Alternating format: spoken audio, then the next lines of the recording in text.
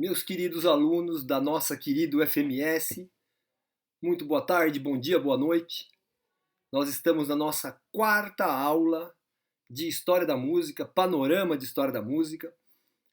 Queria desejar a vocês saúde, dizer que esse momento que a gente vive é difícil mesmo, e nós estamos aqui tentando aproveitar nosso tempo, ok? Se vocês tiverem dificuldade, todos vocês têm meu WhatsApp, eu tenho atendido na medida do possível todos que me ligam, na medida do possível, que às vezes não é na hora que você queria, do jeito que você queria. Mas eu queria dizer que eu estou interessado em ajudá-los. Então, por favor, tragam para mim os problemas, as dificuldades. Eu quero que vocês aprendam a história da música. Essa é a minha missão, junto com vocês aí. É a terceira vez que gravo esse vídeo, essa aula, porque eu não gostei das outras aulas. Então, e queria que ela fosse mais curta. Não estou feliz com o meu tempo de aula. Na aula passada, nós estudamos a polifonia, que se desenvolveu mais ou menos do ano 1000. Ela começou até antes, o organo paralelo aconteceu desde o ano de 800, aí você tem relatos dele.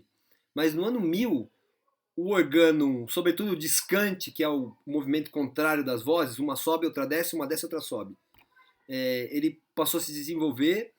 A gente tem a notação em 4 linhas, em tetragrama, que permite que você note a polifonia de uma forma bem eficiente. E aí o organo melismático, nesses primeiros 200 anos do milênio, ele se desenvolve muito. Depois a gente passa a ter organo de 3, 4 vozes, com a escola de Notre Dame, Leonin Perrotin. Isso aí a gente já está na virada do 1100 para o 1200. Então, 1180, 1190, 1200, 1210, até a morte do Perrotin, né? E aí a gente no século XIII, que é de 1200 a 1300, a gente tem essa tradição polifônica bem disseminada na Europa. Então, os centros de pensamento litúrgico, que tinham um bom nível artístico, musical, né, tinham bons coros, eles todos estavam fazendo essa polifonia como uma vanguarda, né, várias vozes sobrepostas. E essa técnica então nasce na igreja e passa a ser assimilada pelas cortes. Ela era muito apreciada nas cortes. Mas era uma coisa séria, ligada ainda ao pensamento religioso, ou pelo menos à seriedade, à pompa religiosa. Não era uma música de diversão, a menos no caso do moteto, que começa a ser já digamos, uma diversão intelectual. É uma música que você coloca o tenor gregoriano embaixo, em cima um texto em outra língua, e podia ter um terceiro texto ainda em outra língua com uma terceira melodia. Então o moteto é essa composição, digamos, é quase um jogo intelectual, né? Então eu queria que vocês pensassem que isso é a exceção. A regra é que você fazia polifonia para a igreja. E era uma coisa extremamente intelectual, no sentido de que ninguém sabia fazer direito. Só a igreja tinha essa técnica. Então, para você aprender a fazer polifonia, você não ia aprender numa feira, não ia aprender numa corporação de ofício com seu pai que era sapateiro, também não ia aprender na corte. Você tinha que ir para algum centro de pensamento litúrgico. Isso é muito importante. Daí para frente, eu diria para vocês que a polifonia cada vez mais ocupa uma importância grande na música ocidental. Queria que vocês guardassem então todo esse período de 1000 a 1300 como um período chamado Ars Antiqua, arte antiga. Por quê? Porque depois o que veio para frente aí de 1300 é uma arte que eles chamavam de arte nova, Ars Nova.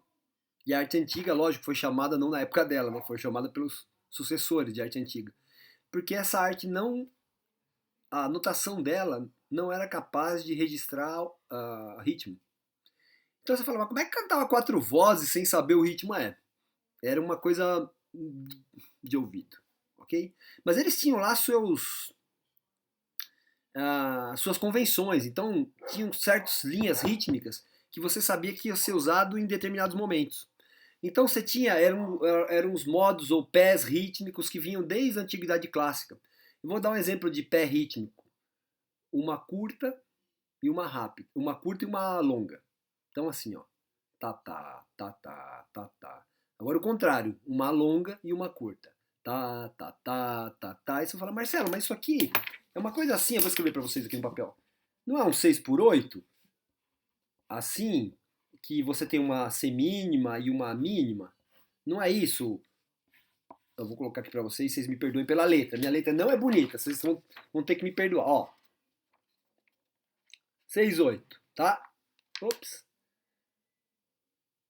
Tá, tá, tá, tá, tá, tá. Ou então, não seria assim um 6/8 contrário? Tá, tá, tá. É, mas esse pensamento ternário ele tinha muita ligação com a ideia do divino católico. Então, o cristão, porque a trindade, Deus é três, em oposição às subdivisões ou ao pensamento binário, macho-fêmea, que era humano, ok? É muito poético, muito simbólico e muito aplicado na época.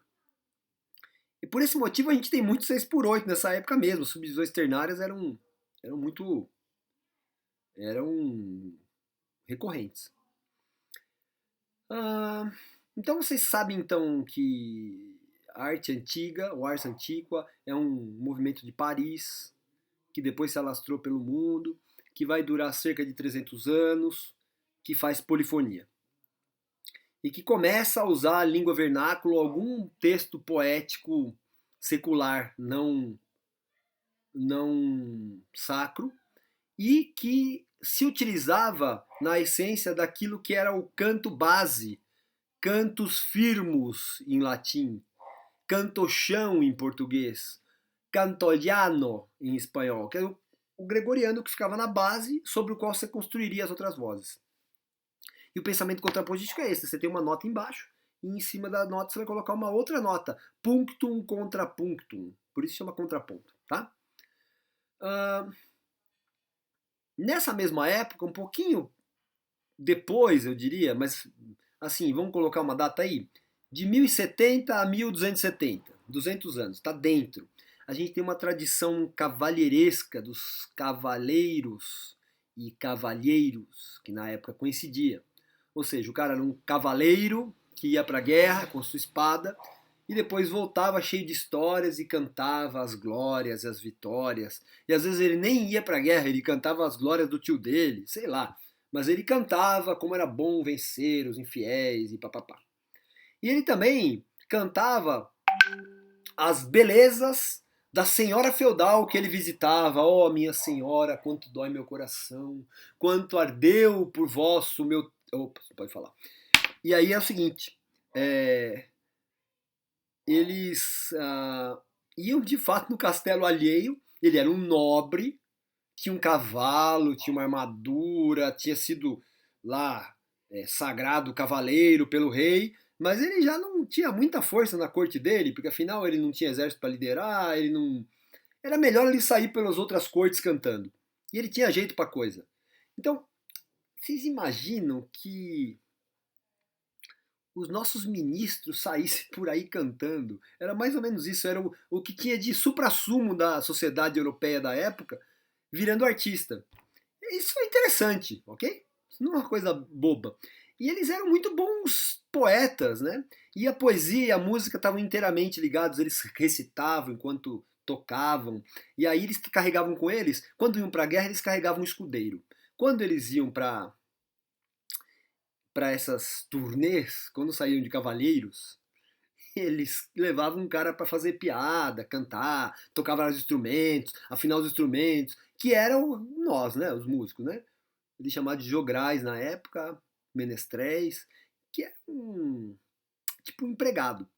Mas um empregado que vivia muito melhor do que se vivesse na corte lá plantando rabanete. Então não era uma vida ruim, não. Ele gostava, mas ele não era nobre.